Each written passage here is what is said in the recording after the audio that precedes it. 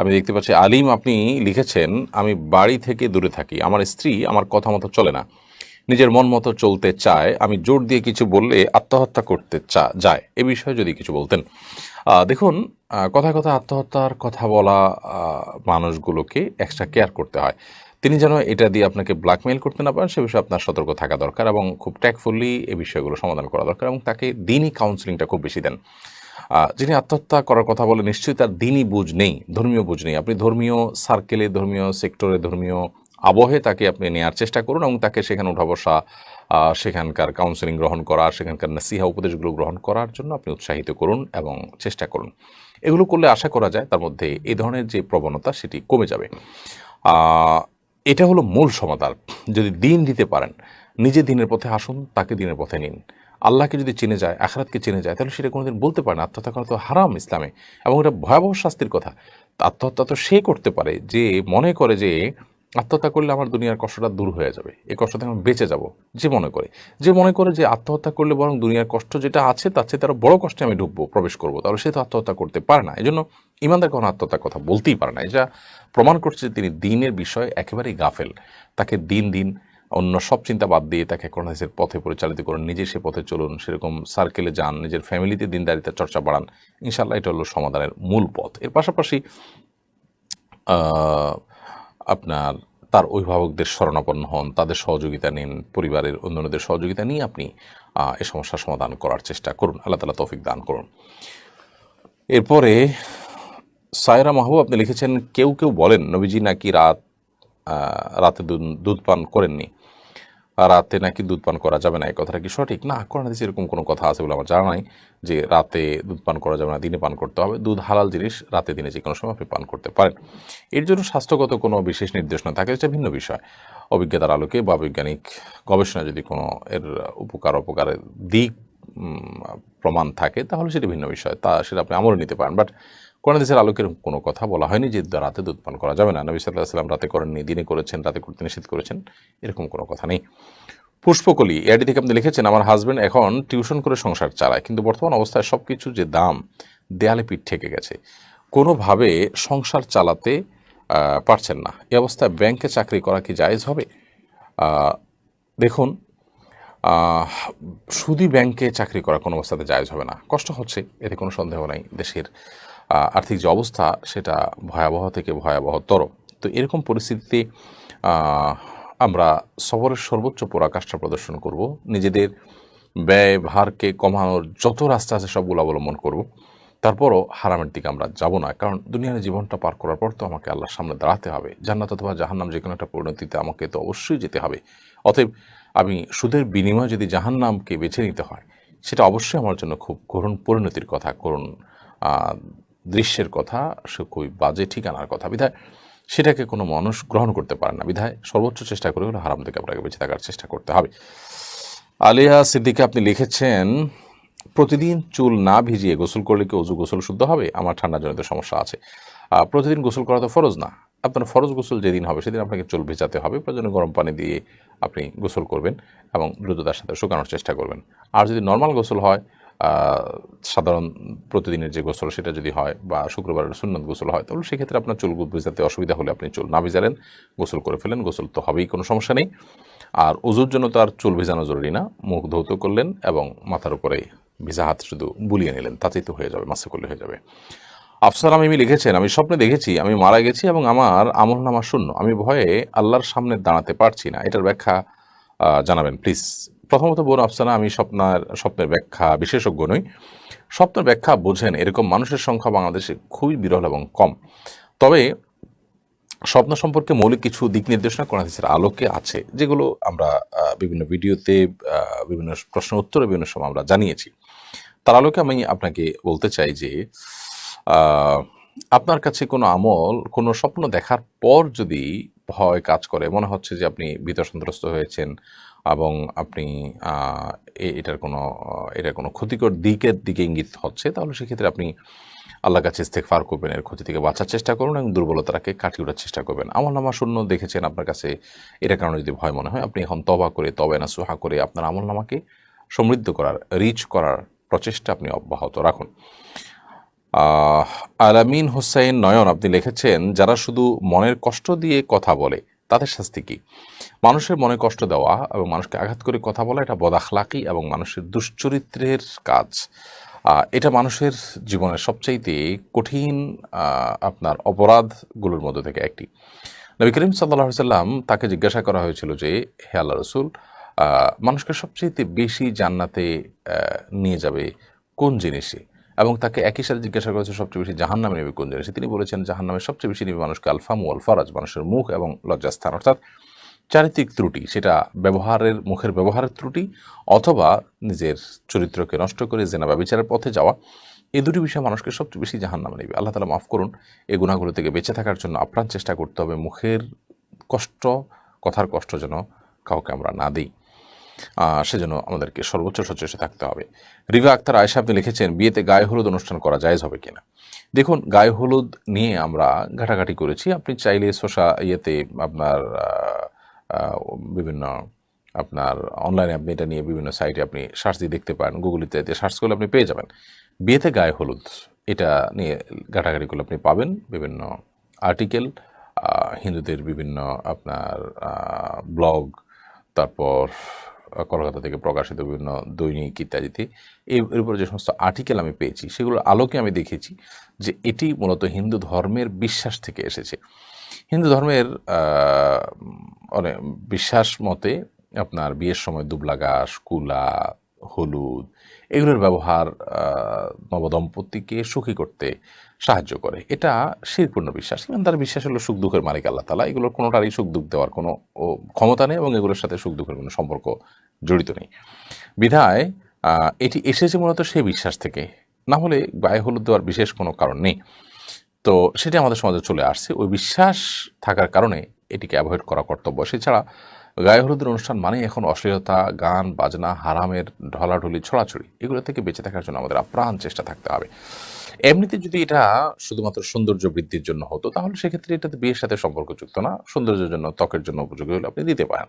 But এটাকে কেন্দ্র করে যে আনুষ্ঠানিকতা হয়ে থাকে, যে ঘটা হয়ে থাকে, গান, বাজনা ইত্যাদি এবং নারী পুরুষ মাখামাখি এবং খুব বিশ্রী এবং অশ্লীল একটা দৃশ্যের অবতারণা হয়ে থাকে, সেসব কারণে এগুলো কোনো মুসলমানের বিয়েতে কোনো দিনই শোভনীয় হতে পারে না। কিন্তু দুঃখজনক, এগুলো আজকাল আমাদের সমাজে একেবারেই বিয়ের অবিচ্ছেদ্য অংশে পরিণত হয়েছে। আল্লাহ তাআলা আমাদেরকে এই সমস্ত হারাম এবং নাজায়েজ কাজগুলো থেকে এবং কুসংস্কারজন্য কাজগুলো থেকে বেঁচে থাকার তৌফিক দান করুন। ইতর নূর আপনি এডি থেকে লিখেছেন, যুবক যুবতীরা কিভাবে জীবন কাটালে হারাম সম্পর্ক থেকে বেঁচে থাকতে পারবে? দেখুন, হারাম সম্পর্ক থেকে বেঁচে থাকার জন্য হারাম থেকে দূরে থাকতে হবে। আল্লাহ বলেছেন, ওয়া তাকরাবুজ জিনা, তোমরা জিনার কাছেও যেও না। তার মানে দূরে থাকতে হবে। যেখানে যুবক যুবতীদের মিশ্রণের ব্যাপারটি ঘটবে, সেখান থেকে দূরে থাকতে হবে। ছেলেরা ছেলেদের স্কুলে, মেয়েরা মেয়েদের স্কুলে পড়বে, ছেলেরা ছেলেদের মাদ্রাসা, মেয়েরা আমাদের মাদ্রাসা পড়বে, মানে এখানে মিশ্রণ যেন না ঘটে সেটি লক্ষ্য রাখবে। এবং আলাদা আলাদা পড়ার মধ্যে কল্যাণ অনেক বেশি। নটরডেমে শুধু ছেলেরা পড়ছে, আপনার বিকারুনেসে শুধু মেয়েরা পড়ছে, পড়াশোনা তো খারাপ হচ্ছে না, অনেক ভালো হচ্ছে।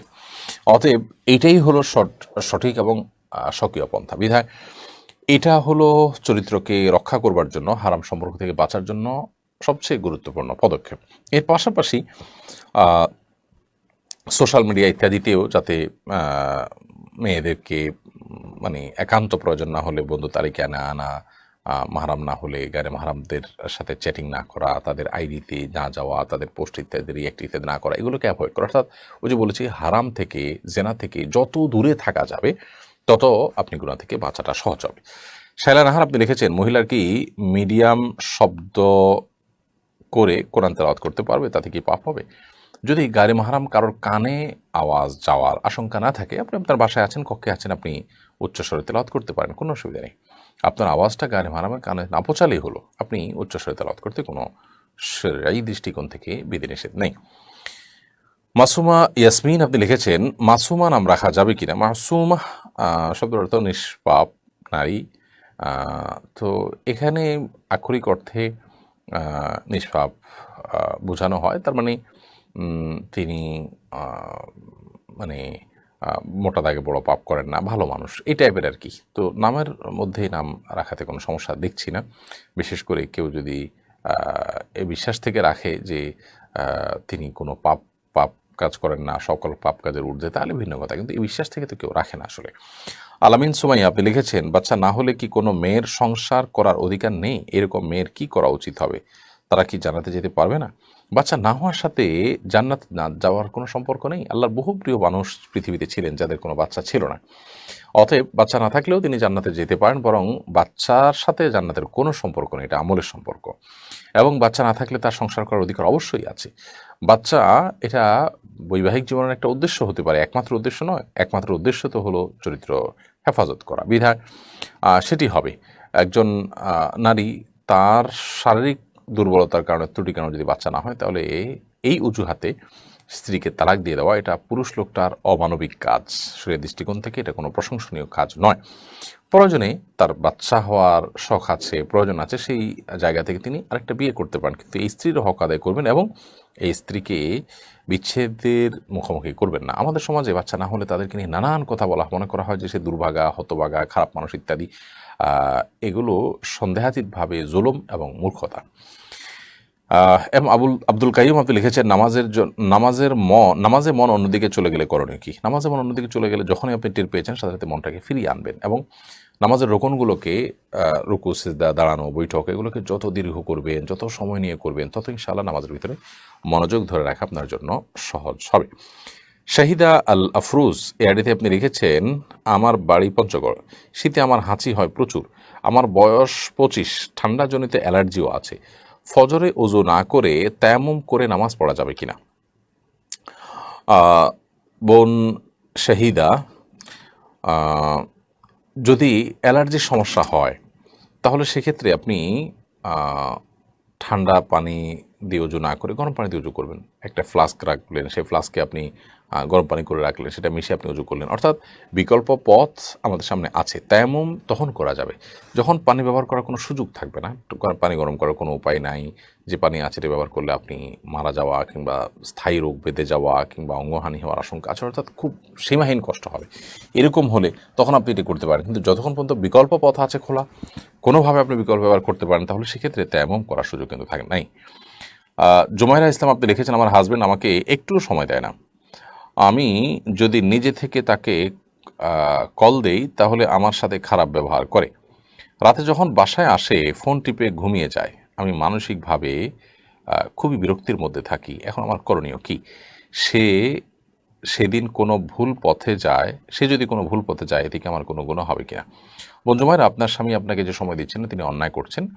আপনি তাকে ভালো মানুষের সান্নিধ্যে নেওয়ার চেষ্টা করুন, ভালো ফ্যামিলির সাথে মেশাবার চেষ্টা করুন এবং স্ত্রী স্বামী পরস্পরের যে অধিকার, দায়িত্ব, কর্তব্য আছে, এগুলো সম্পর্কে তাকে বিভিন্ন লোক দিয়ে বোঝানোর চেষ্টা, পড়ানোর চেষ্টা, শোনানোর চেষ্টা করুন।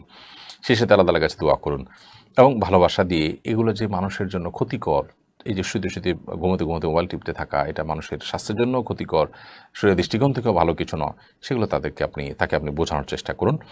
তবে এর কারণে তিনি যদি বিপদগামিতার মুখোমুখি হন এবং তিনি যে গুনাহ করছেন, তিনি যে আপনার হক নষ্ট করছেন বা আপনাকে সময় দিচ্ছেন না, এগুলোর কারণে তিনি আল্লাহর কাছে দায়ী থাকবেন। এর জন্য আপনার তো কোনো দায়ী থাকার প্রশ্নই ওঠে না, কারণ এখানে আপনি কোনো অন্যায় কাজ করছেন না। অতএব আপনার পেরেশানির কোনো কারণ নেই। তবে হ্যাঁ, স্ত্রী হিসাবে আপনার স্বামীকে এই অন্যায় থেকে আপনি বাঁচাবার চেষ্টাটা করতে পারেন।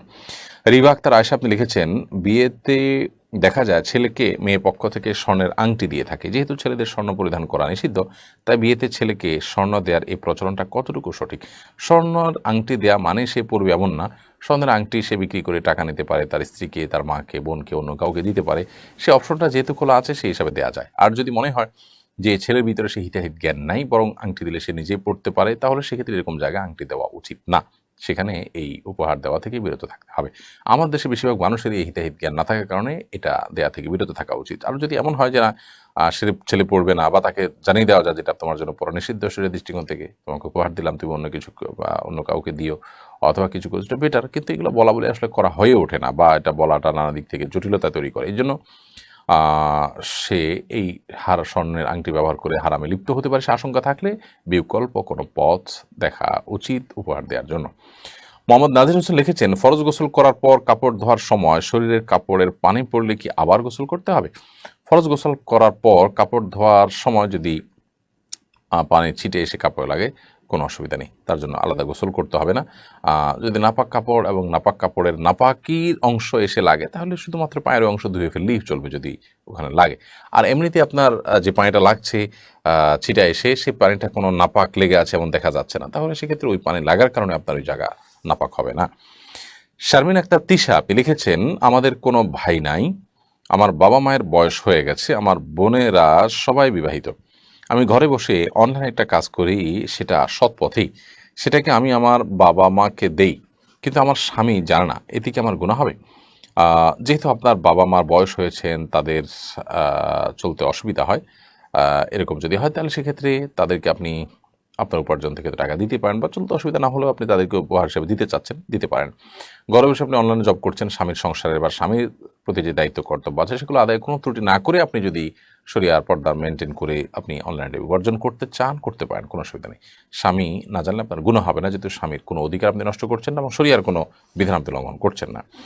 এমনি সবুজ মিয়া আপনি লিখেছেন, একজন লোক নামাজ, রোজা, হজ, জাকাত প্রত্যেকটা সৎ কাজই করলো, শুধু ফুফু এবং বোনের সম্পত্তি দিল না, তাহলে কি সে জান্নাত পাবে? দেখুন, আপনি নামাজ, রোজা, হজ, জাকাত সবই করলেন, কিন্তু ফুফুদের হক, বোনদের হক আপনি দিলেন না, তাহলে সেক্ষেত্রে আপনি নামাজ তো পড়লেন, কিন্তু নামাজের মতোই আরও একটা বড় গুরুত্বপূর্ণ ফরজ কাজ থেকে আপনি বেঁচে থাকলেন, বা সেটি থেকে আপনি দূরে থাকলেন, তো সেটার জন্য অবশ্যই আপনাকে আল্লাহর কাছে জবাবদিহিতার মুখোমুখি হতে হবে। বরং নামাজে ত্রুটি থাকলে সেটার ক্ষমার সম্ভাবনা যতটা জোরালো ছিল, ফুফু এবং বোনের সম্পত্তি না দেওয়ার কারণে তার ক্ষমার সম্ভাবনা ততটা জোরালো নয়, বরং সেটার জন্য অবশ্যই আল্লাহর কাছে আপনাকে পকড়াও হতে হবে। এটা অত্যন্ত ভয়াবহ বান্দার হক।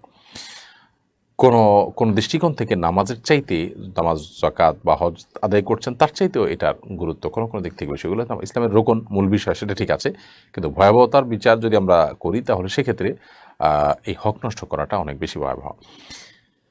তানজিনা সাকি আপনি লিখেছেন, আমার শ্বশুরের ব্রেন স্ট্রোক করেছে, 2 হাত মুখের এক পাশ ছাড়া সব প্যারালাইজড, আজান দিলে তিনি নামাজ পড়তে চেষ্টা করেন, ইশারা নামাজ পড়েনও, তাকে উজু করানো সম্ভব হয় না, ছোট বাচ্চাদের মতো কথা বুঝেন না, এতে ওনার নামাজ হবে কিনা? আল্লাহ তাআলা তার প্রতি রহম করুন এবং তাকে ক্ষমা করুন। যদি তাকে কোনোভাবে পবিত্র করানো যায়, কেউ হেল্প করে উজু করানো গেলে ভালো, উজু করানো যদি অসম্ভব হয় অন্তত তায়াম্মুম করায় দিলেন, এটুকু যদি করতে পারেন বেটার হয়। যদি সেটাও সম্ভব না হয় তাহলে ওই অবস্থায় নামাজ পড়বেন, কিন্তু যদি সুযোগ থাকে কোনোভাবে তাহলে সেটা করা উচিত। এমনি জোবাইর আপনি লিখেছেন, বাংলাদেশের অধিকাংশ কোম্পানির ড্রাইভারদের 7 থেকে 8,000 টাকা বেতন, যার কারণে ড্রাইভাররা তেল বিক্রি করতে বাধ্য হয়। বিষয় যদি কিছু বলতেন। আমি তো 15-20 হাজার টাকা নিয়েছি কোনো ড্রাইভার আজ পর্যন্ত দেখিনি। 7-8 হাজার টাকা বেতন ড্রাইভার আছে বাংলাদেশে, এটা তো মানে বিরল ঘটনা, এবং যদি থেকে থাকে খুবই দুঃখজনক। না, ড্রাইভাররা তাদের বেতন কমে যুক্তি তাদের জন্য তেল বিক্রি করা জায়েজ নয়। প্রয়োজনে তারা অন্য চাকরি খুঁজবে, অন্য জায়গায় যাবে, কিন্তু তাই বলে এই চাকরি করে আমার চল না বিধে আমি চুরি করব, এই যুক্তি কোনো অবস্থাতে গ্রহণযোগ্য নয়। হ্যাঁ, যে সমস্ত কোম্পানি তাদেরকে এই এত অল্প বেতন দিচ্ছেন, যে বেতনে সে আসলে এই সমাজে চলতে পারে না, মানে বেঁচে থাকাটা তার জন্য দায় হয়ে যায়, তারা অবশ্যই অন্যায় করছেন, সেটা ভিন্ন বিষয়। তানিয়া ফেরদৌসী আপনি লিখেছেন, তাহাজ্জুদ নামাজ কি ফজরের আজানের পূর্ব মুহূর্ত পর্যন্ত পড়া যায়? ফজরের ওয়াক্ত হওয়ার পূর্ব পর্যন্ত পড়া যায়। আজান অনেক সময় একটু দেরিতে হয়, এই জন্য দেখবেন যে ফজরের ওয়াক্ত কখন হয়েছে আজকে, তার আগ মুহূর্ত পর্যন্ত আপনি তাহাজ্জুদের নামাজ পড়তে পারবেন।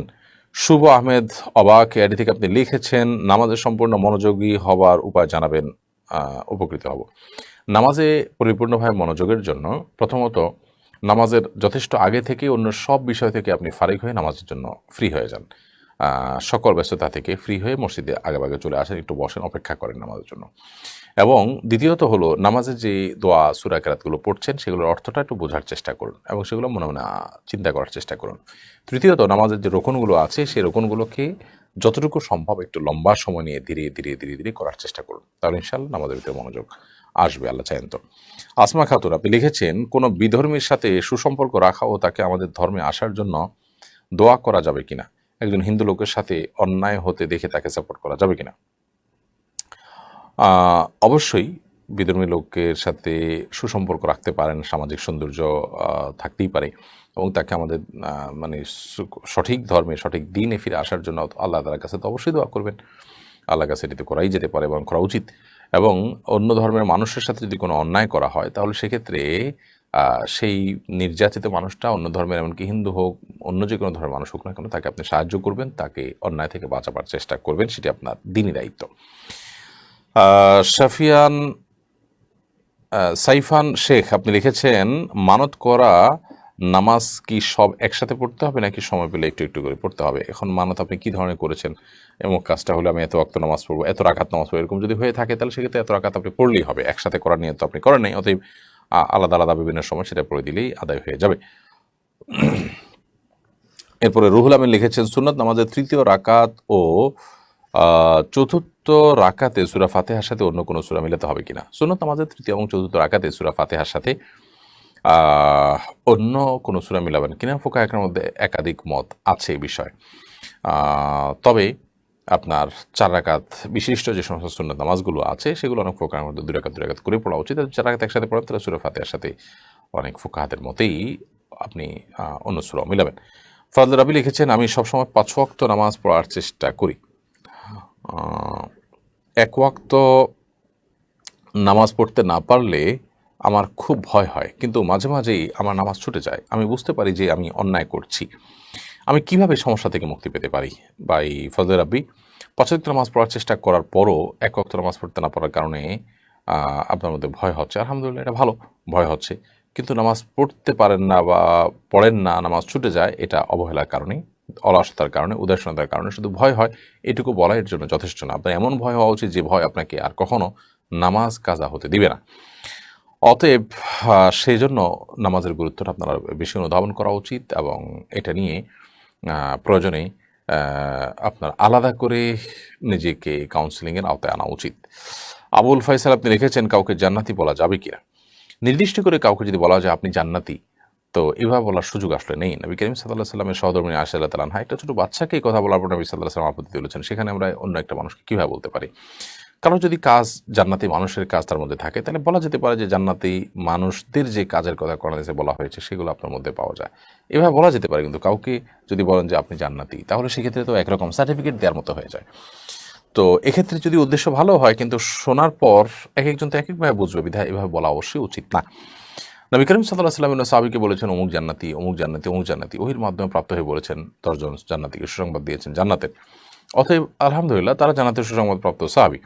এর বাইরে আপনি কাউকে জান্নাতের সার্টিফিকেট দেওয়া কিংবা জান্নাতি তিনি একথা বলার আসলে কোনো সুযোগ আপনার আমার নেই। অতএব এসব বিষয়ে আমাদের দায়িত্বশীল মন্তব্য করা উচিত। ওমেনুরা মাহবুব আপনি লিখেছেন, রোমের যদি হিন্দু হয় তাহলে কি ওই ঘরে নামাজ হবে? রোমের যদি অন্য ধর্মাবলম্বী হয় এবং তিনি যদি থাকেন, অসুবিধা নেই, ওখানে নামাজ হবে। ওই ঘরে কোনো প্রতিমা আছে কিনা বা কোনো মূর্তি আছে কিনা, কোনো প্রাণীর ছবি আছে কিনা সেটা আপনি দেখবেন। যদি থাকে তাহলে অন্য কোনো কক্ষে নামাজ পড়বেন। আরফান KJH এআইডি থেকে আপনি লিখেছেন, আমি অনেক অসুস্থ, একটু দোয়া করবেন আমার জন্য প্লিজ। আল্লাহ তাআলা আপনার প্রতি রহম করুন ভাই, আমরা অবশ্যই আপনার জন্য দোয়া করি। ফাতেমা আজরা আপনি লিখেছেন, হিন্দু পুরুষ মানুষকে কি আমরা মুসলিমরা দাদা বলতে পারবো? হিন্দু কেউ যদি আপনার প্রতিবেশী হোক, পরিচয় হোক, তাকে আপনি দাদা বলেন, দাদা মানে ভাই, কোনো অসুবিধা নেই। এমডি শাহপুরান এটিতে আপনি লিখেছেন, আহমদীদের সাথে বিয়ে দেওয়া যাবে কিনা? অবশ্যই যাবে না, কারণ আহমদী বলতে কাদিয়ানি যাদেরকে বলা হয়, কাদিয়ানিরা অমুসলিম। সারা বিশ্বের সমস্ত ওলামায়ে কেরাম একমত যে কাদিয়ানিরা মুসলমান না, বিধায় তাদের সাথে বিয়ে শাদীর সম্পর্ক করার কোনো সুযোগ নেই। এইও আমান আপনি লিখেছেন, আমার ব্যাংক অ্যাকাউন্ট থেকে কিছু সুদ জমা হয়, যেহেতু সুদ হারাম সেহেতু আমি সুদগুলো কোথায় দিতে পারি? দেখুন, ব্যাংক অ্যাকাউন্টে যে সুদের টাকা জমা হয়েছে সেই সুদের টাকা আপনি কোনো গরিব দুঃখীকে সওয়াবে নিয়ত করা ছাড়া দান করে দিবেন। মোহাম্মদ নাজিমুদ্দিন লিখেছেন, হাত কেটে গেলে হাতের কাটা অংশ না ভিজিয়ে উজু করা যাবে কিনা? হাতের কোথাও কেটে গেছে, পায়ের কোথাও কেটে গেছে, তাহলে যে জায়গা কেটে গেছে ওই জায়গাটা আপনি ব্যান্ডেজ দিয়ে রেখেছেন, তাহলে অন্য জায়গা ধোবেন, জাস্ট ব্যান্ডেজের উপর দিয়ে ভেজা হাত মুছে নেবেন, তাতে হয়ে যাবে। আর যদি ব্যান্ডেজ দেওয়া না থাকে, খোলা থাকে, তাহলে সেক্ষেত্রে ওখানে পানি লাগলে যেতে অসুবিধা হবে। অতএব তার বাইরের অন্য সব জায়গাগুলো ধোবেন, জাস্ট ওই জায়গাটায় আলতাভাবে আপনি রাখবেন এবং সম্ভব হলে তার উপর দিয়ে ভিজা হাত বুলিয়ে নেবেন। জাস্ট এতটুকু ভিজা হাতকে ঝেড়ে তারপর একটু বুলিয়ে নেবেন, ইনশাআল্লাহ একটু যথেষ্ট হবে। আবার আপনার জন্য কষ্ট হয় এইভাবে একদম লাগায় আপনাকে ডলতে হবে, এমনটা জরুরি না। আনিসুর রহমান লিখেছেন, যদি হস্তমৈথুন থেকে বেঁচে থাকার কিছু কার্যকরী উপায়ের কথা বলতেন তাহলে উপকৃত হতাম, নিজের সর্বোচ্চ চেষ্টা করার পরও পারছি না। ভাই আনিসুর রহমান, বিয়ের উপযুক্ত হলে সবচেয়ে বড় এবং প্রধান কার্যকর উপায় হলো বিয়ে করে ফেলা এবং এর জন্য প্রয়োজনীয় সকল উদ্যোগ গ্রহণ করা, বা আমাকে কনভিন্স করা, উপার্জন শুরু করা, উপার্জন করে সেই উপার্জনের টাকা সাধ্য অনুযায়ী আপনার বিয়ে করার চেষ্টা করা, চাহিদাকে ছোট করা, যাতে করে বিয়ের পথটা সুগম হয়। এটা হলো সবচেয়ে বড় উপায় বাঁচার। আর এর পাশাপাশি বিভিন্ন হারাম জিনিস দেখা, এটার সকল পথ বন্ধ করে ফেলা, মোবাইলটাকে সেল করে ফেলা, একটা বাটন ফোনে চলে যাওয়া এবং সোশ্যাল মিডিয়া ইত্যাদি থেকে সরে যাওয়া, অর্থাৎ যেই যে বিষয়গুলো আপনাকে এই হারামে উদ্বুদ্ধ করে সেখান থেকে সরে আসা। তৃতীয়ত, নির্জনতা পরিহার করা, যে আমি নির্জন এক মুহূর্তের জন্য থাকবো না, কোনো কক্ষে, এমন কোনো জায়গা যেখানে আমাকে শয়তান প্ররোচিত করে এই সমস্ত অপকর্মে, সেখান থেকে বেঁচে থাকার চেষ্টা করতে হবে। শেষে আল্লাহ তাআলার কাছে চোখের পানি ফেলে দোয়া করা, কান্নাকাটি করা এবং আপ্রাণ চেষ্টা অব্যাহত রাখতে হবে, যাতে করে এই গুনাহ থেকে, এই পাপাচার থেকে, এই হারাম কাজ থেকে আপনি বেঁচে থাকতে পারেন। আল্লাহ তাআলা আপনাকে, আমাকে, সবাইকে সব ধরনের গুনাহ থেকে বেঁচে থাকার তৌফিক দান করুন। সুলতানা ইয়াসমিন লিখেছেন, আমার বাবা দুরারোগ্য ব্যাধি ক্যান্সারে আক্রান্ত। আমি আমার বাবার জন্য সবসময় দোয়া করি। আমি কিভাবে আমার বাবার সুস্থতার জন্য দোয়া করতে পারি, দিক নির্দেশনা দিন। আমি আপনাদের সকলের কাছে দোয়া চাই। বোন সুলতানা ইয়াসমিন, আপনার কাছে, আপনার বাবার জন্য দোয়া করি আমরা। আল্লাহ রাব্বুল আলামিন তার প্রতি শান্তি বর্ষণ করুন, তাকে রহমতের চাদর আবৃত করুন, জান্নাত দান করুন, তার ভুল ত্রুটি মাফ করে দিন।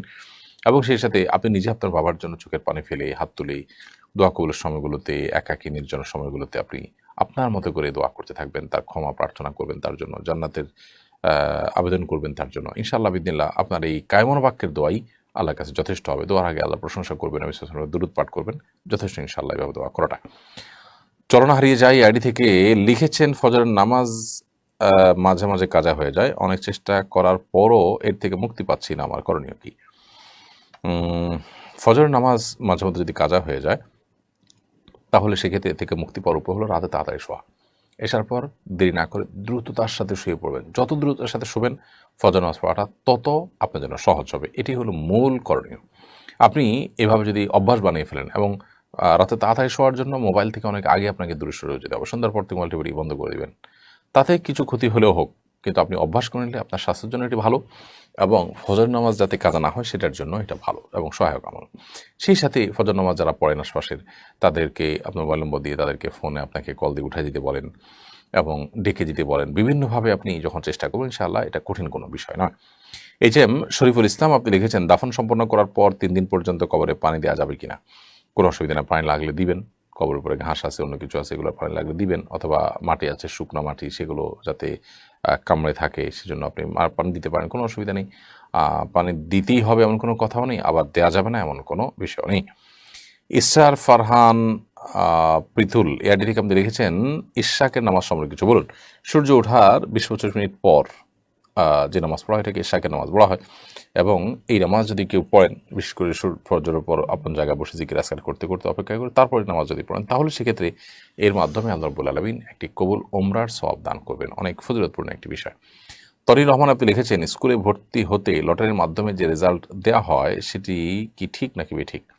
কোনো অসুবিধা নেই। এই জাতীয় লটারি নিষিদ্ধ না। লটারি বলতে যেখানে জুয়া আছে, যে আপনি একটা টাকা দিয়ে অংশগ্রহণ করলেন, এরপরে অনেক বেশি পেতে পারেন, পুরোটা মার যেতে পারে, এই টাইপের লটারি, সেটা নিষিদ্ধ। মোহাম্মদ রুবেল, আপনি লিখেছেন, অসুস্থতা থেকে সুস্থতার জন্য কি আমল করব? অসুস্থতা থেকে সুস্থতার জন্য আল্লাহ তার কাছে দোয়া করতে থাকবেন। যত রকম দোয়া আছে দুরূদ পড়বেন, আল্লাহর প্রশংসা করবেন এবং স্বাভাবিকভাবে আল্লাহ তার কাছে দোয়া করতে থাকবেন ইনশাআল্লাহ বিদিনিল্লাহ। এই দোয়াগুলো নিজের ভাষায় আপনি বলতে পারেন, মনে মনে আল্লাহ তার কাছে নিবেদন করতে পারেন। তবে দুরূদ, ইস্তেগফার, দোয়া ইউনুস, এই আমলগুলো করে করে আল্লাহর কাছে দোয়া করাটা দোয়া কবুলের ক্ষেত্রে অনেক বেশি সহায়ক ভূমিকা রাখে।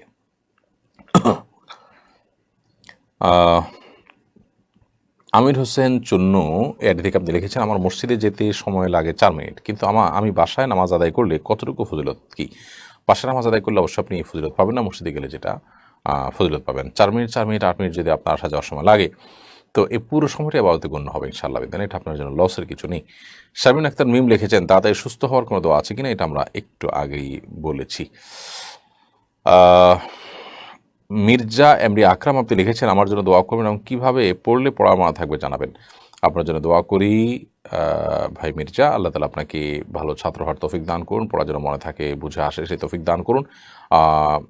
রাতে তাড়াতাড়ি ঘুমিয়ে ভোরে উঠে পড়ার চেষ্টা করবেন এবং অন্যমনস্ক হওয়ার যত পথ পন্থা আছে সোশ্যাল মিডিয়ার আসক্তি, মোবাইলের নেশা ইত্যাদি, এগুলো থেকে বেঁচে থাকার চেষ্টা করুন। বন্ধুবান্ধবের আড্ডা ইত্যাদি কমানোর চেষ্টা করুন, মনোযোগী হওয়ার চেষ্টা করুন এবং বিসমিল্লাহ বলে আল্লাহর নাম নিয়ে পড়া শুরু করুন, দুরূদ শরীফ পড়ে পড়া শুরু করুন। ইনশাআল্লাহ বিদিনে পড়া মুখস্থ রাখা এবং মনোযোগ ধরে রাখাটা সহজ হবে। নাহার শিখা আপনি লিখেছেন, বিধবা স্ত্রী তার স্বামীর জন্য দোয়া করলে তা কতটুকু কবুল হবে? অবশ্যই কবুল হতে পারে। বিধবা স্ত্রী তার স্বামীর জন্য দোয়া করলে কবুল হওয়ার সম্ভাবনা অনেক জোরালো। আপন মানুষ কারণ বাক্যে যে কোনো দোয়াই আল্লাহ তাআলার কাছে কবুল হতে পারে, বিধায় স্ত্রী তার স্বামীর জন্য দোয়া করবেন। ঠিক একইভাবে স্ত্রী মারা গেলে স্বামীও সেই স্ত্রীর জন্য দোয়া করবেন, সে দোয়া অবশ্যই কবুল হওয়ার জোরালো সম্ভাবনা থাকতে পারে। সাথী এআডি থেকে আপনি লিখেছেন, আমার ইসলামিক জ্ঞান সীমিত, আমি কি পাড়া প্রতিবেশীদের দাওয়াত দিতে পারবো? যতটুকু জানেন ততটুকুর দাওয়াত দিবেন। নামাজ পড়া ফরজ জানেন, আল্লাহর পথে তাদেরকে ডাকবেন। অন্যান্য যেটুকু আপনি জেনেছেন শুধু সেটুকুর পথে আপনি দাওয়াত দিবেন। তাহমিনা আরটি এআডি থেকে আপনি লিখেছেন, কালো জাদু থেকে নিজেকে দূরে রাখতে কি আমল করব? সকাল সন্ধ্যার আমলগুলো করবেন। সকাল সন্ধ্যার আমলের আমাদের যে বইটা আছে সেটা, বা এটার অডিও ভার্সন আছে আমাদের ফেসবুক পেজ এবং ইউটিউব চ্যানেলে। এটা শুনলেন, মুখস্থ করলেন এবং এই দোয়াতে যত বেশি নিজেকে আপনি অভ্যস্ত করবেন, নিয়মিত পড়বেন, ইনশাআল্লাহ বিদিনা তত বেশি আপনার এই সমস্ত ব্ল্যাক ম্যাজিক ইত্যাদি বেঁচে থাকা সহজ হবে ইনশাআল্লাহ।